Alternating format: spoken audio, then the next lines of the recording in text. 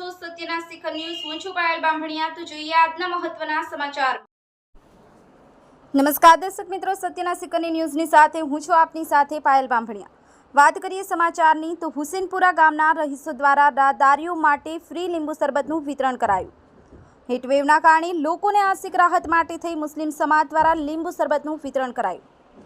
પાલનપુર તાલુકાના કમાલપુર હુસેનપુરા વિસ્તારમાં ગુજરાતમાં હીટવેવને લઈ લોકોને ગરમીથી આંશિક રાહત મળે તે માટે થઈ હુસેનપુરા વિસ્તારમાં ગ્રામજનો દ્વારા 200 લીટર લીંબુ શરબત બનાવી રોડ પર આવતા જતા વાહન ચાલકો અને રાહદારીઓને ફ્રીમાં લીંબુ શરબતનું વિતરણ કરાયું હતું, જેમાં ગામના મુસ્લિમ સમાજના યુવાનો, વડીલો અને નાના ભૂલકાઓ દ્વારા આવતા જતા તમામ વાહનો રોકાવી ભાવપૂર્વક તમામને લીંબુ શરબતનું ફ્રીમાં વિતરણ કરાયું હતું।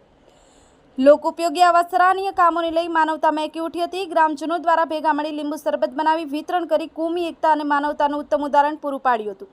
संवाददाता प्रदीप परमार, सत्यना शिखर न्यूज, रमेश सत्यनी साथे। परबड़े हारून भाई छे अने अमारा विद्यार्थीओ धोरण 11 ने विचार्युं के अमारे आ भारे गरमी पड़े छे, तेना कारणे राहदारीओ, मजदूरो अने वर्करोने शरबत पावो ठंडा લીંબુનો। तो एमने मैं साथ सहकार आप्यो अने आ લીંબુ शरबतनुं आयोजन कर्युं।